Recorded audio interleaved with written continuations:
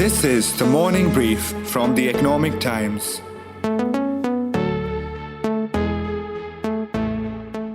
An interior designer called Jitendra Machar from Ghatkopar, Bombay, tested positive for COVID-19 in May 2020 until February 2021. When it was reported in the press, Aarogya Setu continued to show him as positive. And he was not able to enter offices and his work suffered and he couldn't take flights. He submitted online complaints, but you didn't have a grievance redressal system. You didn't have an oversight body. And the problem was not resolved for a long period of time. That was Apar Gupta, a lawyer and executive director at the Internet Freedom Foundation, an NGO for digital rights. Apar was talking about one of the many glitches on the Aarogya Setu app, the government's tool for assessing COVID-19 infections and contact tracing, which was widely used in the last 2 years. But why am I talking about it now, when the worst of the COVID-19 pandemic seems to be behind us? Because as Apar and his team of lawyers found out recently, there are deeper problems with Aarogya Setu. They found out that the tons of public data stored on this app, our names, contact, and location details, may not be as safe as you'd think. Also, if you thought that with the waning of the COVID-19 pandemic, the app has become irrelevant and its problems too small to worry about, think again. It's in fact getting much bigger, and so are the concerns around it. It's the 18th of August. From the Economic Times, I'm Anirban Chaudhary, and today on the Morning Brief, we ask, is your data safe on Aarogya Setu? In June this year, the Internet Freedom Foundation, through an RTI filing, found that the government has recently ended the data protocol or the mechanism that restricts the use and sharing of the user data on the Aarogya Setu app. A revised privacy policy is still in the works, but users have no clue about this shift. Here's my colleague Suraksha P., who recently wrote a story on this. So when I learned that their privacy protocol has been discontinued and that their privacy policy is still in the works, and most importantly, that users of the app have not been informed about it, I was surprised. There's no reason why the National Informatics Center, which is, the NIC, which has designed the app, shouldn't tell the users about this. I mean, why should they refrain and hold back information if there is nothing, suspicious about this? This is a very important story because the app's initial function of contact tracing has been discontinued, but the app continues to see lakhs of downloads every month. And the government has big plans on how to repurpose this app into a national health app and use it for things like teleconsultation, vaccination, finding a blood bank near you, etc., etc. To understand why these ambitions may be worrisome for the app in its current form, it's important to understand how Aarogya Setu started and its trajectory in the last 2 years. The app was launched in 2020, a few months after the pandemic hit India. It was built in record time, with the government desperate to contain the rapidly spreading virus, which was claiming hundreds of lives every day. In just about a month, it became the world's most downloaded healthcare app. The app initially, when it was launched in 2020, was used for contact tracing. India was ravaged by the COVID pandemic, and initially, there were fewer number of people testing positive, and we were in a position where contact tracing was very important to see the rate of infection spread and how many the reproduction number are not, as we say. So this app was used to track how many people one COVID-positive individual is infecting, so to speak. As it reached millions of people, naturally, it collated massive amounts of data. Aarogya Setu took a whole amount of data from individuals, right, through the smartphones. Through the registration process, it would have your basic contact information. But even over and above, the application permissions included GPS coordinates, access to your Bluetooth and Wi-Fi at the same point in time. And all of this data is incredibly invasive. It's about your physical movements, who you've been in touch with, what kind of movement you have been doing over a period of time. And it's an always on app. In a sense, it's surveilling you, and that's its intended purpose. Here's what Seema Khanna of the National Informatics Center, where the app was created, said about it. Aarogya Setu was built with privacy first as an idea. That was the basic thing, because privacy was something which is very private to all of us. Although I have a different view when it comes, because privacy is very private to all of us. But when the nation is at stake, privacy needs to be understood in a different context. You cannot take privacy at that time and say that just because I want to call it privacy, I'm allowed to infect another person. That the data that is collected is in the respective phone that is held in the hand of the individual. It's going nowhere. It's going nowhere. It's residing very much there. But unfortunately, if somebody was detected as positive, at that point in time, because Aarogya Setu had to start doing the number crunching and identifying that now from ICMR, I have got the data that this particular individual has been declared positive. So now the very purpose of the app has to get triggered. Aarogya Setu was made available for public downloads on the 2nd of April 2020. And right from the start, it faced its fair share of criticism. In fact, an MIT tech review around that time gave it a rating of 1 out of 5, which was possibly the lowest score a COVID contact tracing app could have got across countries. What happened was, a lot of people who studied international best practices around privacy protections for digital contact tracing applications said essentially two things. One, you need to make the source code public, which means not only the source code of the application in your smartphone of Aarogya Setu, but also the backend system. Explain how all of it is working, because you're asking us for a whole amount of data, and we want to know what is the least possible data we should share in order for you to do your job effectively. And secondly, also to test the validity of this hypothesis that a smartphone application can help prevent the spread of COVID. It put into question a lot of concerns around privacy after the open source demand was not being met. So initially there was a privacy policy. It went through several changes over a period of time, but it remained unsatisfactory. But the government never made any law for Aarogya Setu.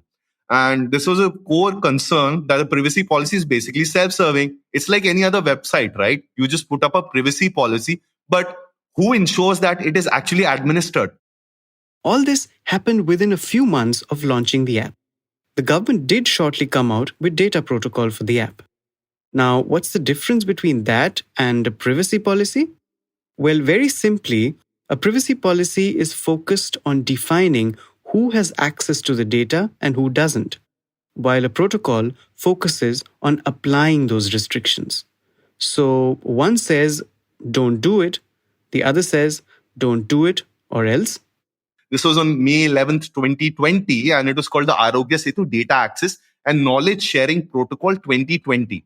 And it had several provisions to make sure that individuals' privacy will be protected as per the makers. But according to us, these were not satisfactory. Because the first thing was, this protocol, again, was just like a policy document, right? It didn't pass through parliament. It was not a law. Hence, there was no legal obligation per se which arose from it. Secondly, the protocol by itself did not constitute any authority clearly which could independently scrutinize that these privacy protections would actually take place. And third, the protocol could be extended over a period of time to ensure that a person's data would be stored in perpetuity. And that ended up happening because the Aarogya Setu protocol was made for a limited period of time, but was extended till about a year. This went on for 2 years. This year, the pandemic waned. The number of infections declined, and so did deaths. Public places opened up, and traveling became much easier. In all this, Aarogya Setu was losing its relevance. That's when the government decided to change it, starting by pulling the data protocol, something that Apar and his team came to know via the RTI filing in June. We discovered that the protocol has been discontinued, and the privacy policy is what will continue to govern Aarogya Setu. But the privacy policy by itself, if you look at it even today, right, it makes reference to the protocol. It says that the protections are from the privacy policy and the protocol, but the protocol has been discontinued. Now, this has raised uncomfortable questions. First, what happened to the public data that was stored? The app is not supposed to store data beyond 180 days, but The RTI response which we received did not clearly say that whether the data which was gathered under Aarogya Setu initially from all of us has been deleted as was promised. When the NIC spokesperson spoke to us, she was categorically in saying that, we have strictly abided by the privacy policy, which mentions that anywhere between 30 days and 180 days, the data will be deleted from the app and the government server. Even if I trust and I presume that, okay, well, all the data will be deleted for all the people which does not serve any use, right, to its fullest extent. Well, it'll probably be a technical process in which the deletion will be done. And sometimes data which is deleted can be retrieved. So how is it deleted? Is it completely destroyed? Are there any mirror copies which do exist? Was this data shared with any third parties, and has the deletion been done at their end itself? Has all of this process been audited by a third party or a technical supervisor to ensure that these claims do meet justification? All of these remain open questions even today. and then there are worries about whether the data was shared with other government agencies. Now, a lawyer with the Internet Freedom Foundation had told us that the Karnataka High Court had restricted the National Informatics Center from sharing any data collected through the app with third parties, including departments of the government, because the users had not been made aware of the protocol, at least on the app. But when the NIC spokesperson spoke to ET, she said that the data has been shared with government agencies like the Indian Council of Medical Research and the National Health Authority only for the purpose of containing the pandemic. So we are not clear on which government agencies this data has been shared with, for what duration, in what month or year, so to speak. The users are still in the dark about such nitty-gritties. Here's how Apar sums up how this data can be prone to misuse. Is this data actually shared even beyond medical surveillance and can be used for other purposes in itself, for a whole range of purposes? It may be either leaked somewhere, it may end up in somebody else's hands, it may be used for political targeting purposes, etc., etc.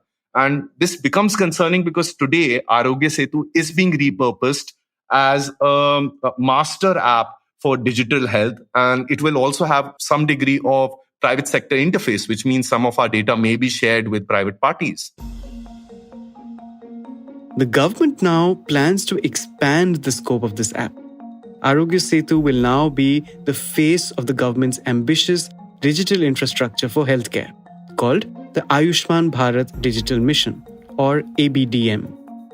Here's Dr. Khanna of NIC again. Aarogya Setu is no longer a contact tracing app. It's transitioned to being the national health app. Now we've taken it to the next level by becoming the reference app for ABDM.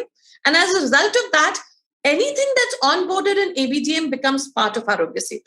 If you pick up Aarogya Setu today, you would see it's tightly, now we have even launched eSanjeevani, which you are leading. So we have integrated with eSanjeevani, which is a brilliant thing because now the way we have adopted technology, you need not actually walk into a doctor's office. You can do it remotely, thanks to you. We have registered as a blood donor. We have find the lab. We are going to be taking to the next level of registering for being an organ donor, uploading your health records. Any health information provider that gets onboarded in ABDM becomes visible to the citizen. The complete digital health journey of a citizen from end to end is going to be in his palm, thanks to Aarogya Setu. We are going to be giving him the privacy which he wants, the sensitivity which he wants, the consent that he wants. What does the government do? Rather than shutting down Aarogya Setu, it says we will take all the people who have registered on Aarogya Setu and utilize it for purposes which are much more reflective of the needs which we feel for medical health through digital methods right now that are necessary. So there's what you call as a function creep. You shift from contact tracing to offering vaccination slots, generating health IDs, and then using it as a primary portal for digital health services such as insurance, booking in hospitals, any kind of benefits you would avail, uploading all your medical history and records. And this is again very concerning because what's the privacy protection goes beyond the data which is gathered to how that data is governed. What is the policy system? What is the legal safeguard? What is the remedy you have with respect to your data being there in a manner which is accurate? You can delete it. You are in control, essentially. Now remember, all of this is happening in the backdrop of rampant data breaches in the country. A recent report from Netherlands-based virtual private network provider Surfshank said that India faced the second highest number of data breaches in the world between Jan and June 2022. In Jan to March, 5 Indian accounts were breached every minute. In April to June, this number grew to 42. And this has been going on for years. A reported data breach at the government's citizen ID database Aadhaar in 2018 was the largest in the world that year. In September 2019, there was a data breach at the Kudankulam nuclear data power plant. In May 2021, a cyber attack on Air India's passenger database led to the leak of personal data of 4.5 million passengers. Let me just take a very contextual example. So you may have seen recently, there's a campaign which has been launched nationwide, which is called Har Ghar Tiranga, where the Indian tricolor is being promoted by the government to be put up in different houses. And if you go to the website, harghartiranga.com, you'll see that it's hosted by the Ministry of Culture. It encourages, it's not mandatory, it encourages users to fill in their address, pin a flag on their location, which means their geographical information, take a selfie, upload it onto the website, and you do it by creating an account, which is through a single sign-on from Google or Facebook, which means your Google and Facebook account is not associated with the government website or by using your mobile number. Moreover, the images of several minors is displayed, which can be used against their interests, right? And the privacy policy of the website, which is there, is essentially a boilerplate. It says things like, we can share your information with partners, but does not define who are partners. How will it be shared? And will it be ever taken back? Will it be ever deleted? So I'm pointing this example out because it's the day-to-day right now and the prevalent practice, both in the private and the public sector, not to take any care of an individual's personal data. This is a systemic problem. It goes beyond Aarogya Setu to a much broader issue. And remember, India does not have a framework of data protection laws yet. Earlier this month, the government withdrew a data protection bill after working on it for more than 5 years. We have a fairly detailed episode on this issue which dropped on August 9th. It's linked in the description. Do listen to it. So, I asked Suraksha, what does this say about the government's general attitude towards data safety and protocol of its citizens? It's interesting that you ask about the general attitude of the government because during the course of this story, when a senior health ministry official who spoke to ET for this story said, "Tum log bhediya aaya chillate ho, bhediya kabhi nahi aata." In English, this means privacy activists, journalists cry wolf all the time about data safety and protocol, but nothing ever happens. That is very interesting. So the fact that a senior health ministry official even said this just speaks of the general attitude that the government has for data safety and protocol. What are the things you think that the government needs to immediately do to change this? Aarogya Setu, I think it would really help if the government just had an honest conversation with the citizens. It could be a push notification on the app or just a press release. The government could just come clean on saying, this was the protocol, this was its objective, it was discontinued in this month for this purpose, and now there is a privacy policy in its place, and just tell the citizens how it is different from the protocol. This will instill confidence in citizens to use the app for whatever use cases the government has planned. So this is where we stand. From multiple mistakes on the one job that it had to core problems of data security, the concerns around Aarogya Setu are many. Now, the government wants to make it bigger, give it more responsibilities, basically morph it into a one-click solution for many of India's health problems. But from what Apar and Suraksha said, it's clear that the app in its current form isn't fit to take on that role. The government needs to act fast. It needs to make the app secure for the millions of users already on it, the tons of data that will come to it, and the massive amounts of data sharing that will happen if it were to become a national health app. Problems with the Aarogya Setu also point towards a more serious chronic disease that still affects data privacy in the country. Data which is currently completely unregulated, making it a breeding ground for breaches, misuse, and crimes. How India tackles all these issues will define its role in this tech-fueled decade, or as the government itself calls it, the techade. You are listening to The Morning Brief as we try to find answers to the question, is your data safe on Aarogya Setu? This episode was produced by Vinay Joshi from The Economic Times and Swati Joshi from Awaz. Sound editors, Indranil Bhattacharjee from The Economic Times and Saundarya Jayachandran from Awaz. Additional research, Treya Agarwal. Executive producers, Anupriya Bahadur and Arijit Barman from The Economic Times. Do share the episode if you liked it. Tune into ET Play, our latest platform for all things audio, including your favorite podcast, The Morning Brief. Our episodes drop every Tuesday, Thursday, and Friday. This is your host Anirban Chaudhary signing off, wishing you a great week ahead. Thank you. All clips used in this episode belong to their respective owners. Credits are mentioned in the description.